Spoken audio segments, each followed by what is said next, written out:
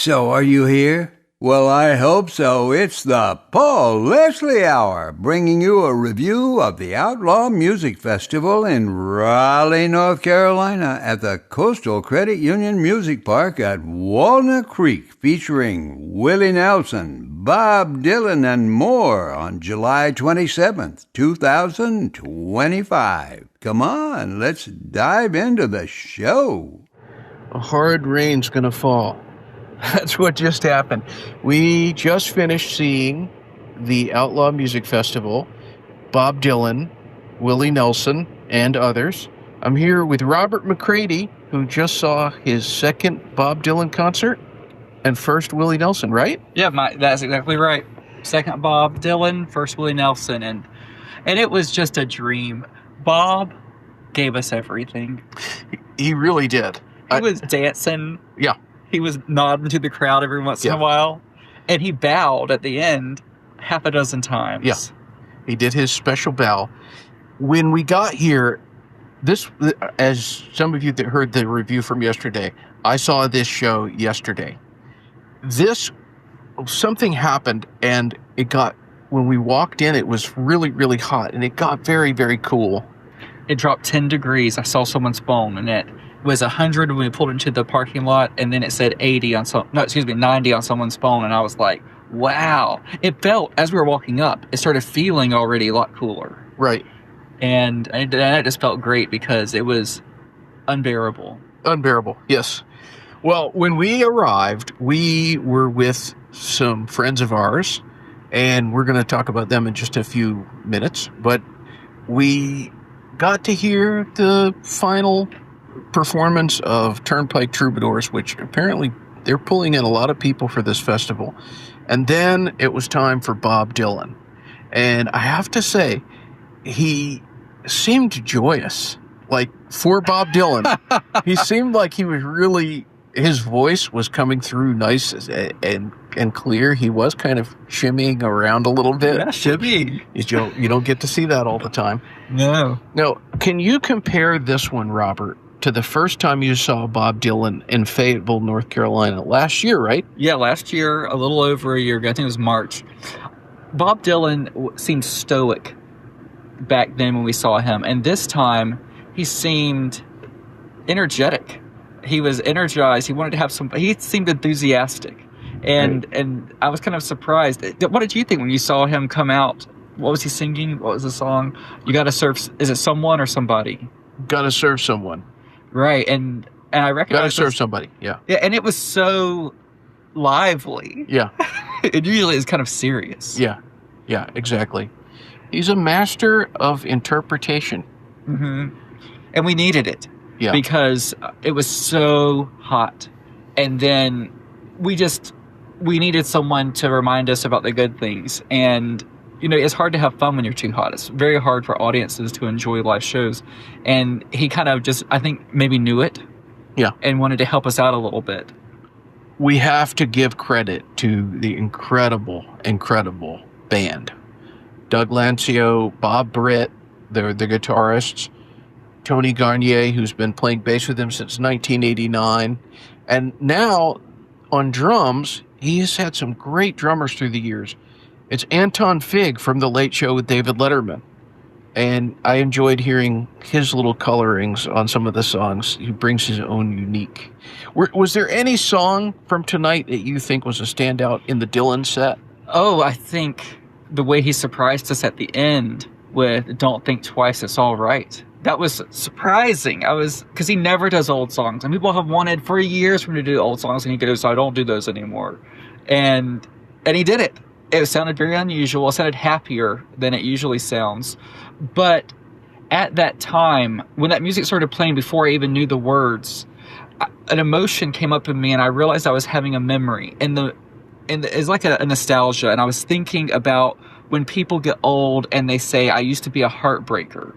And I was thinking to myself about times when I used to be a heartbreaker. And heartbreaker, to me, used to be...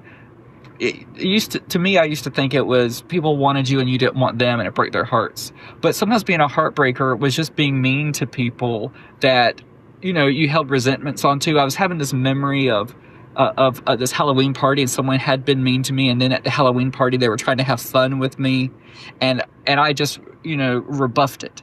And I thought about that, and then that song started playing, and I thought, well, it's amazing that just the music brought up that memory. Did you ever notice anything like that with his songs tonight? Well, yeah, I think so. I've heard All Along the Watchtower so many times. I mean, of course I've heard the Jimi Hendrix version. And this is what happens with live music. You hear something in a totally different way.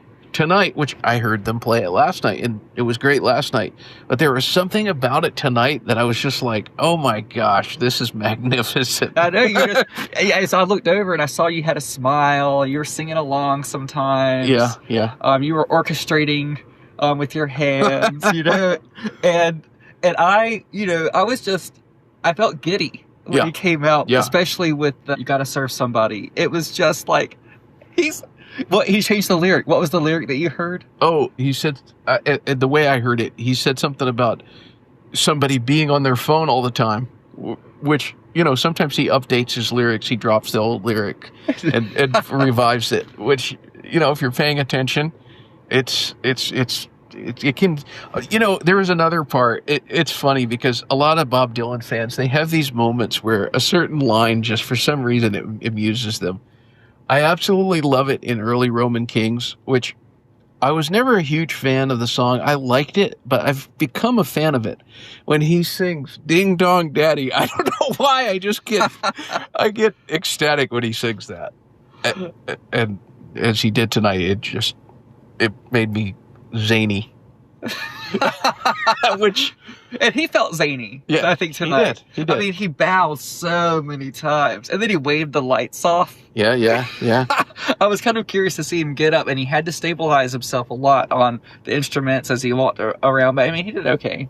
Yeah. But he was feeling pretty good. I kind of was wondering, does he take Percocet? Did he have a little Percocet before he came out? I think it was coffee. I like to think he had a black coffee in a glass, not a mug, but in a glass. And he's got tomorrow off. He said, let's show these people in Raleigh, North Carolina, what we can do. And he didn't make us put up our phones this time. Right. So we got to get pictures. We got to get some video. Usually, from what I've heard, all of them, but the one I experienced, you had to put your phone in a packet. And so I was... Yeah, that's how it was in Fable. This is different because it's the Outlaw Music Festival. Uh-huh. And on that note, there was, of course, a little break. You could go to the bathroom, you could refill your water bottle, whatever. And then it was time for Willie Nelson. Mm-hmm. And they play a little music video of In the Promised Land. And then there you are. Yeah. Live and in the flesh is Willie Nelson and the band. What was going through your head as that happened, being that this was your first time seeing Willie Nelson and family?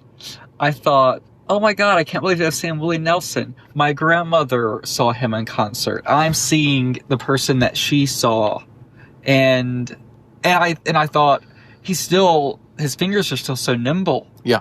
And he was doing finger work on Trigger, and I was just, also, he was so soulful. Yeah. Everything, like his face, his eyes, and I felt like he was trying to make us feel something every single song. And my attention didn't wave. It didn't wander any time during that set. I felt like he was there the entire time. He seemed grateful to be there. Yeah. How did you think about him? You've seen him how many times? Oh, I don't know, but I've seen him a bunch. Mm-hmm. I've seen him a bunch. And he's always like this? Yeah. I mean, Willie Nelson is just, it's like a meal that you return to again and again because of how soulful and how fulfilling it is to have that meal. You feel good. Like you feel really good listening to his music. Mm-hmm. You maybe just want to experience things more when you listen to him sing. And golly, again, like he's been playing with those people, Mickey Rayfield on harmonica for a long, long time. Paul English's brother, the late Paul English, Billy English on the drum kit. And it's, I'm sorry, I'm blanking on the guitarist and vocalist who accompanied him. And the bass player, Kevin. Yeah. And great band. They played in and around what he was doing so well. they did, although I felt very disappointed when Willie wasn't singing. Oh, yeah? And not that the person was bad. It was just such a contrast of what Willie brings to the audience than to what the singer did. It reminded me of books that have different points of view, and there's one point of view you fall in love with, and you just love reading that chapter. And then you get to the next one, and you're like, you don't enjoy it. And then when it's over, you're so excited for the next chapter with that point of view again. Mm-hmm. And that's what it felt like. It was like, oh, I see. I can't wait. Oh, here it is again. Well, I can say that my second time seeing the non-Willie Nelson vocals, Waylon was that guy's name. Mm-hmm. And I really appreciated him this time. Mm-hmm. I enjoyed hearing him do Bobby McGee. And, you know, when they did the Hank Williams song, the way that they were playing off of each other, Mm-hmm. moving on over, Mm-hmm. I loved that. Was there any song from tonight with the Willie Nelson set that really lit you up? I think you're always on my mind.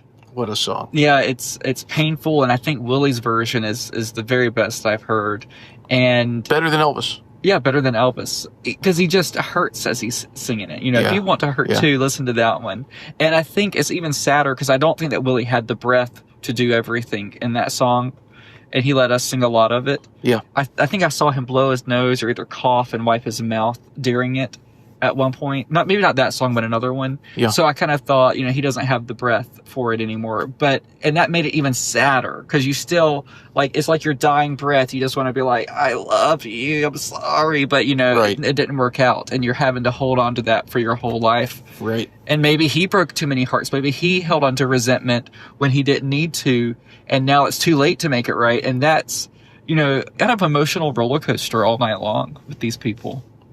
Lots and lots of emotion. That was another thought that occurred to me, the emotive nature. My dad was saying to me one time, I was over at his house, and I don't know how we got to talking about singers, and I asked him who the best singer was. And I thought, oh, it might have been Frank Sinatra. But he said Willie Nelson. Ah, And I thought about that, and I thought, you know, he really is, I think, our great American singer. There's nobody from the 30s who's still out there, not that I can think of, that's still out there doing it. Especially nobody that is an icon like that. right. He's definitely an icon. And I heard from this one Anglican priest a year ago that there's one picture of Willie Nelson in a suit, and that's when he was 39. And then he turned 40, and he did the braids, and he did the jeans, and he's who he is now. Yeah. He became more himself at age 40. Right. And as I was looking at him on stage, and I thought, isn't that a blessing? He got to reach middle age, and then he got to live more of his life being completely himself Yeah.